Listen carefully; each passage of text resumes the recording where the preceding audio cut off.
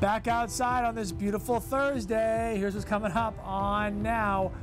It's hot and it's not safe to leave your pets or small children in the car at all. We will put that theory to the test. Plus a consumer warning, some sunscreens are actually failing the test they're supposed to be at. So we'll explain which ones are the ones to look for. We've all seen vanity plates. There's a lot in our state. Some of them, are they offensive? Is it even legal to have some of these things? We will look into it. This is News Center Now.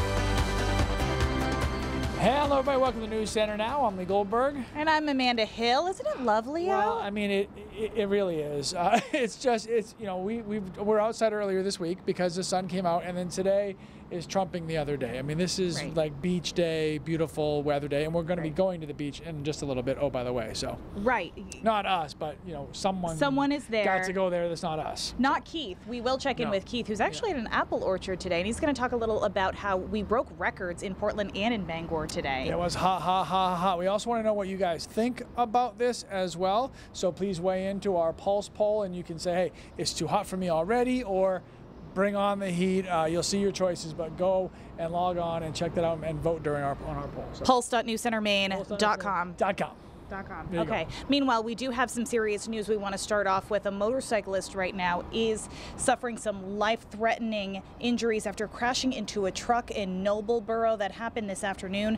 Police say that crash happened on Route 1, and they believe the biker crossed the center line and crashed into the truck.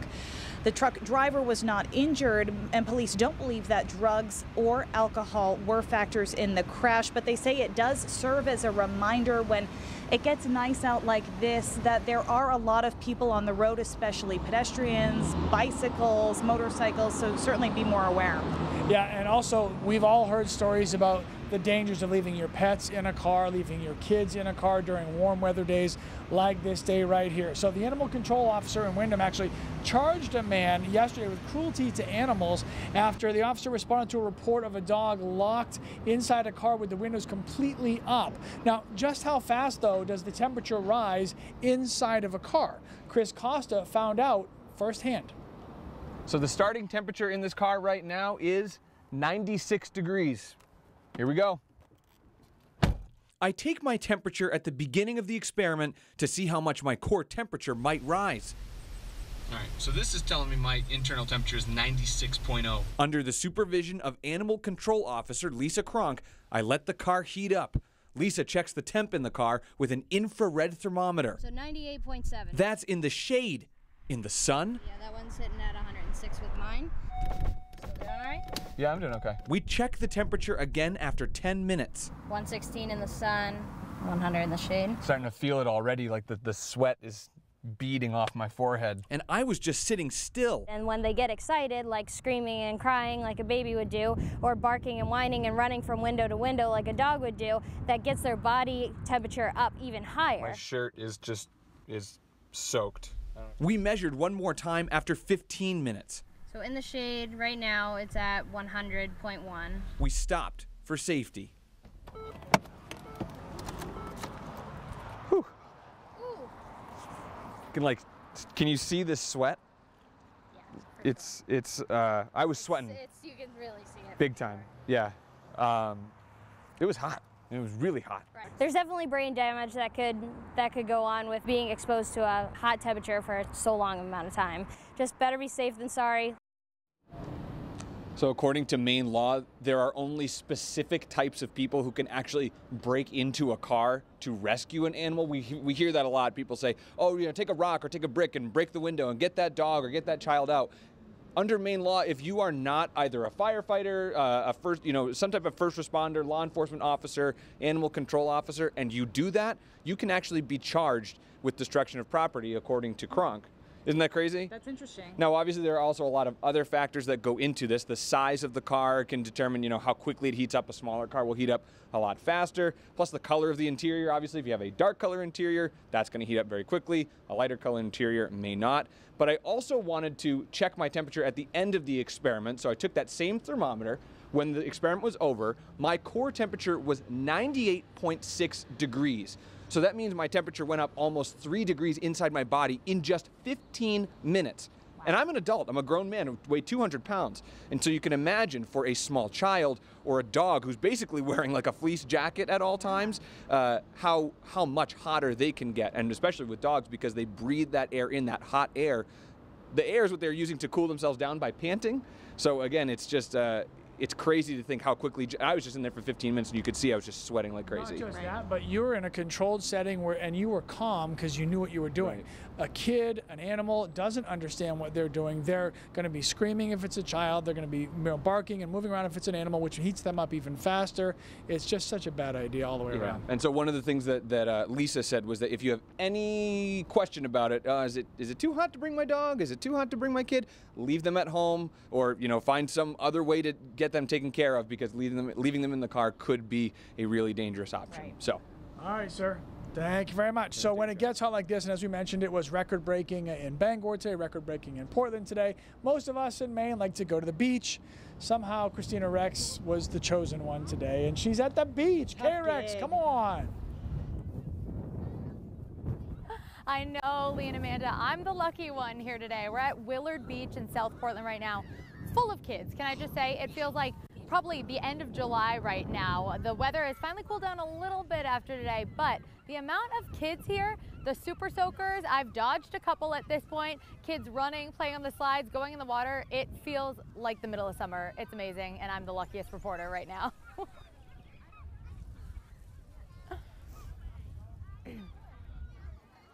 Thank you very much. Enjoy the beach. Okay, so we're all coming out of hibernation after a long winter, so you're likely loading up on sunscreen right now, but before you lather it on, there's a new report out today that says that sunscreen might not be working like it's supposed to. Right, Consumer Reports ranked the top sunscreens this year. Of the 58 lotions, sprays, and sticks they rated, 20 tested at less than half the SPF on the label. There are some good and affordable choices, though. 2 of the top 15 sunscreens are from Walmart's Equate brand. Store brands from Target and Walgreens also made that list. Several spray sunscreens scored an excellent rating, including versions from Trader Joe's, Banana Boat, and Walmart. Now, here are Consumer Reports' top 3 sunscreens. La Roche-Posay for $36, Equate Sport Lotion SPF 50 for $5, Pure Sun Defense Disney Frozen Lotion SPF 50, which I think your daughter would really appreciate. Let it go, let it go. So as long as you're all sunscreened up, we wanted to know how you guys spent your day out in the sun. Chet says he was taking a ride in his truck, and then he decided that the AC was on and that was a good idea, so he did that for a few hours. While Cheryl said it was 93 in Levant today, so she spent the morning gardening, and then she went into town for some lunch and some shopping, and that sounds like a good day. And check this out, Amanda, not me, decided to hit up the beach with her little one. And it looks like this weather was probably too hot for Carmela today, who spent the day sitting in front of a fan. Can't blame her on that. All right, a lot of people thought maybe it was too hot today. If you are one of those people, I have something that will cool you off. It's snowing in Colorado, and I'm not talking about like a dusting. Some places will see multiple feet of snow. Feet of snow. Yuck. Yeah, these photos, by the way, are actually from one of our employees, Matt Gagne, who is in Estes Park. He says they have 2 feet of snow so far, and it's supposed to keep going until tomorrow. Matt also told us he is streaming our show since he is snowed in. So, hey, buddy, good luck out there. Poor Maddie. So, by the way, a little boy is okay after he was accidentally left on a bus after school last night, and police are looking into exactly how that happened. And you know those license plates that you see when you're driving around, you think, are those hilarious? Are they bad? And you try to take a picture to show your friends. You ever wonder how some of those even get approved? Well, we're going to tell you coming up.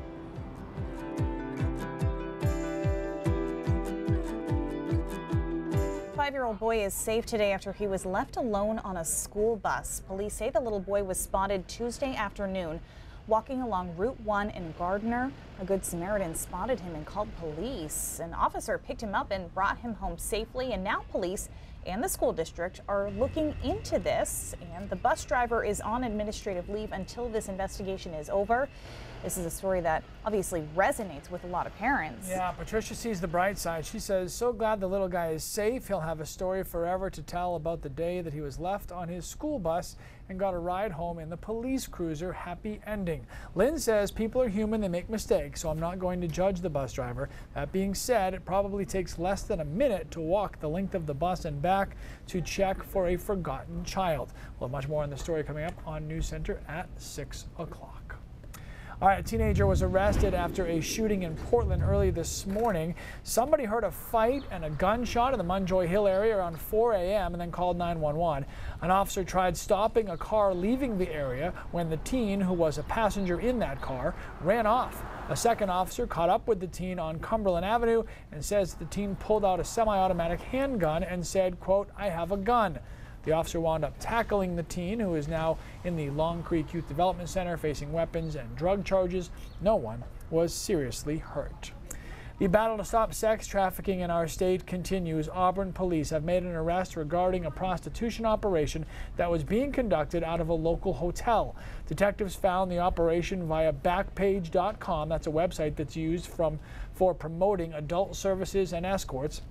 After interviewing the sex trafficking victim, police arrested Dean Pascal, and he is charged with felony aggravated sex trafficking. The victim was brought to Maine from Pennsylvania. A Death with Dignity bill is advancing through the Maine legislature, but will face a likely veto from the Republican governor. The Senate narrowly voted 16-15 Thursday to support Republican Senator Roger Cates' bill. Governor Paul LePage has said he'll veto the legislation, which would allow doctors to prescribe medication that a patient may self-administer to hasten death. Governor LePage is in favor of a special prosecutor to investigate possible connections between President Trump's campaign and Russia. LePage is a Republican and was a key supporter of Trump in northern New England during the campaign. On morning radio, the governor says he supports the appointment of former FBI Director Robert Mueller as special counsel in the investigation. All right, we've all seen them when you're out driving around, but have you ever wondered how certain vanity plates even get approved? Well, I have. We'll look into it. And Keith will have more weather, preferably more weather just like this. It started, a discussion where we had to kind of explain why we were rejecting this plate. We said, well, you can't put that on a plate. All right, you see them whenever you're driving around, vanity plates, and we want to warn some people that some of the images we're about to show in this story may be considered profane or vulgar. Secretary of State's office says the 1.5 million registered vehicles in Maine, 106,000 of them actually have vanity plates. And we've all seen some that are pretty risque, right? So how do you determine what's okay to put on your license plate? Jess Gagne sat down with the Secretary of State to talk about some of the recent law updates. Hey, that's right. Hey, so this plate here recently went viral on social media. The person who posted the photo said in the caption that he wanted to see how far he could take a joke. Now, plate requests like this one are not going through by mistake or because someone missed something. The Secretary of State's office says the language of Maine's license plate law was updated in 2015 after a discussion about First Amendment rights. It's funny, I'll share it. And his 100,000 Facebook followers will see it. Ryan Gavin is the man behind Maine Memes, and his website's bread and butter is what's screwed onto your car. They're definitely the most popular posts that we have on Facebook. Pictures of vanity plates are sent in by fans, and Ryan posts them if he thinks they're laugh-worthy. This one is one of my all-time favorites right here. Lately, there's been a spike in submissions. They'll just approve pretty much anything now. Not anything, but much more than before. Yeah. That's very clever. If you think you're sneaking one by the Secretary of State, you're not. He's letting it through. You want to go to your grandmother's house with that? Knock yourself out. The guidelines changed over the past few years thanks to a breast cancer series plate that sparked a debate about free speech. BQQBS. You can't put boobs on a plate. That plate belonged to the friend of a state legislator who asked, why not? And what we suddenly noticed was the cracking around our feet. from the thin ice that we were on with the Constitution. A case in neighboring New Hampshire also caught his eye. The state rejected a request for a plate that read, "Cops Lie." The man who submitted the request said that decision was a violation of his First Amendment rights. He took the case to the state Supreme Court, and justices unanimously sided with the man, adding that New Hampshire's license plate laws are, quote, unconstitutionally vague. That prompted Dunlap to speak with Maine lawyers and legislators about what his office was rejecting and what he could reasonably defend in court. The consensus: reject the plates that encourage violence or carry hate speech, such as racial slurs.